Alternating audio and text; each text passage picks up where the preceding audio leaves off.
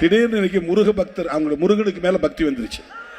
அங்கே போனால் ராமர் பக்தர், பீகார் போனால் கிருஷ்ண பக்தர், மகாராஷ்டிரா போனால் விநாயகர் பக்தர், மேற்கு வங்கம் போனால் காளி பக்தர், தமிழ்நாட்டுக்கு வந்தால் முருக பக்தர், கேரளாவுக்கு போனால் ஐயப்ப பக்தர். எத்தனை வேஷம் போடுறான் பாருங்க பிஜேபிக்காரன் மக்களை ஏய்ப்பதற்கு.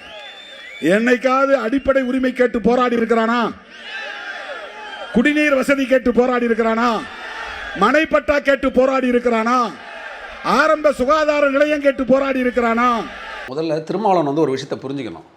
பாரதிய ஜனதா கட்சி தேசிய கட்சி. ஒரு மாநிலத்துக்கு மாறும் பொழுது அந்தந்த மாநிலத்தில் இருக்கக்கூடிய மக்களுக்கு என்ன தேவையோ அதற்கேற்ப தான் அந்தந்த போராட்டங்களும் அந்த அப்படிப்பட்ட வழிபாடுகளும் என்ன சொல்கிறது, ஒரு திருவிழாக்களும் அவங்க எடுப்பாங்க.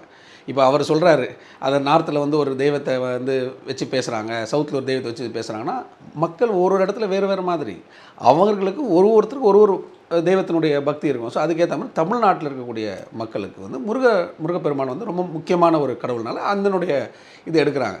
அவர் நேராக கேட்குறாரு, எதற்கு நீங்கள் முருகனுடைய மாநாடு எடுக்கிறீங்க, அது தேவையே கிடையாதுன்றீங்க. அதை அவர் திருப்பி அவருடைய கூட்டணியில் இருக்கக்கூடிய திமுக கிட்ட கேட்கலாமே. சேகர்பாபு இப்போ தான் நடத்தினார், மிக பிரம்மாண்டமாக நடத்துகிறோம், இது பயங்கரமாக நடத்தணும், ஒரு முருக மாநாடு ஒன்று நடத்தினார், இன்னொன்று நடத்த போகிறான்னு சொல்லிட்டு இருக்காரு. அவங்ககிட்டயே சொல்ல மாட்டாரு. அவர் கேட்கக்கூடிய கேள்வி எதையுமே திமுகவிட்ட கேட்க மாட்டார். அதாவது என்ன சொல்கிறாருன்னா பார்த்தீங்கன்னா, அதாவது நீங்கள் பாரதிய ஜனதா கட்சி மற்ற விஷயங்களுக்கு போராடினாங்களா, இதுக்கு போராடினாங்களா, இந்த கல்விக்கு போராடினாங்களா, ஸ்கூலுக்கு போராடினாங்களா, நீட்டுக்கு போராடினாங்களா, தொடக்கப்பள்ளிக்கு போராடினாங்கன்னா இவ்வளோ கேட்குறாங்க. அப்போ போராடக்கூடிய அளவில் தான் நீங்கள் தமிழகத்தில் வச்சுருக்கீங்களா? நான் அவரை கேட்குறேன், இவங்க திமுகவை நீங்கள் கேட்க வேண்டியது தானே? அப்போ நாங்கள் போராடி இனிமேல் வாங்கக்கூடிய அளவில் தான் நீங்கள்லாம் இன்னும் தமிழகத்தை வச்சுருக்கிறீங்க. அது நீங்களே ஒத்துக்கிறீங்க. நீங்கள் உடனே என்ன சொல்கிறீங்க, அது நாங்கள் வேறுபாடு, எங்களுக்கும் திமுகவும் கருத்து வேறுபாடில் என்ன இருந்தாலும் அதை நாங்கள் கூட்டணியில் நாங்கள் பார்த்துக்குறோம். அது ஏன்னா தொலைநோக்கு பார்வையாக, அது தொலைநோக்கு பார்வைலாம் கிடையாது, உங்களோட சுயநல பார்வை. உங்களுக்கு ஒரு 4 சீட்டு வேணும், ஒரு 4 எம்எல்ஏ வேணும், அதுக்கு அவன் என்ன சொன்னாலும் கூணு கும்பிடு போட்டுட்டு உட்காந்துருப்பீங்க. உங்களுடைய சொந்த என்ன சொல்கிறது, தாழ்த்தப்பட்ட சமுதாயத்து மக்களுக்கு இதுவரைக்கும் திமுக எதுவுமே நல்லது பண்ணலன்றது உங்களுக்கு நல்லாவே தெரியும். ஆனால் அதையும் உங்கள் மனசாட்சியை கூட மறைச்சி அங்கே இருக்கக்கூடிய உங்களுடைய சொந்த விடுதலை சிறுத்தைகளுடைய தொண்டர்களை முட்டாளாக்கி நீங்கள் இன்னும் பக்காவாக அரசியல் பண்ணிக்கிட்டு இருக்கீங்க. அதாவது பொது விஷயங்களுக்கு பாரதிய ஜனதா கட்சி போராடி இருக்காங்கன்னு திருமாவளவன் கேட்குறாரு. எந்தெந்த விஷயங்களுக்கெல்லாம் தமிழ்நாட்டில் இருந்த எல்லா பொதுமக்கள் போராட்டத்தில் இந்த அரசாங்கம், தமிழக அரசாங்கம், இந்த திமுகவுடைய அரசாங்கம் நடத்துச்சோ, அந்த எந்தெந்த போராட்டத்தெல்லாம் பொதுமக்கள் எடுத்தாங்க இல்லையா திமுக அரசுக்கு அது எதிராக, அது நடக்கும் போதெல்லாம் எதுக்கெல்லாம் பாரதிய ஜனதா கட்சி ஆதரவு கொடுத்து போச்சோ உடனே அங்கே இருக்க பொதுமக்களை உடனே அரெஸ்ட் பண்ணிட்டாங்க. வேங்க வயலாக இருக்கட்டும், இல்லை இப்போ ரீசெண்டாக இந்த என்ன சொல்கிறது, ஆற்றோரம் இருக்கக்கூடிய நிறையா வீடுகளை இடிக்கிறாங்க பாருங்கள், மற்றவங்களுக்கு பட்டா கொடுத்துட்றாங்க, இவங்களுக்கு பட்டா இருந்த 40 வருஷமாக இருந்தவங்களுக்கு பட்டா கொடுக்கல, புதிதாக ஒரு கட்டணம் கட்டணும்னு வரவனுக்கு பட்டா கொடுக்குறாங்க. இது எல்லாமே திமுகவினுடைய சுயநலத்துக்கான ஆட்சி தான்.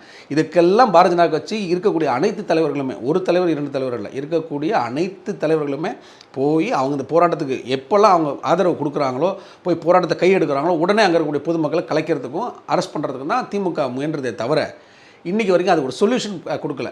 இதெல்லாம் திருமாவளவனுக்கு தெரியாது. ஏன்னா அவர் இன்னும் ப்ளூ கோட் போட்டுட்டு அவர் அம்பேத்கர் நினச்சிக்கிறார். அதெல்லாம் கிடையாது.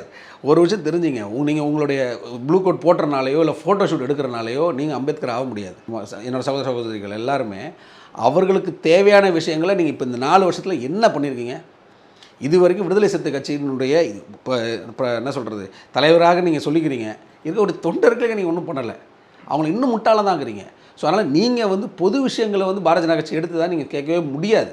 ஏன்னா நீங்கள் இது வரைக்கும் எடுத்த பொது விஷயங்களுக்கு நீங்கள் இது வரைக்கும் நிற்கலை, இது வரைக்கும் நிற்கலை. ஏய், நான் இப்போ ஒன்று சொல்கிறேனே, டாஸ்மார்க் விஷயம், அதனால் எவ்வளோ குடும்பங்கள் இருக்கக்கூடிய தாழ்த்தப்பட்ட மக்களோட குடும்பங்கள் நாசமாக போதே. நீங்கள் என்ன குரல் கொடுத்துருக்கீங்க? அந்த மது விலக்கு மாநாடுன்னு நடத்துனீங்களே, ஒரு கோமாளி மாநாடு, அங்கே போய்ட்டு என்ன சொன்னீங்க?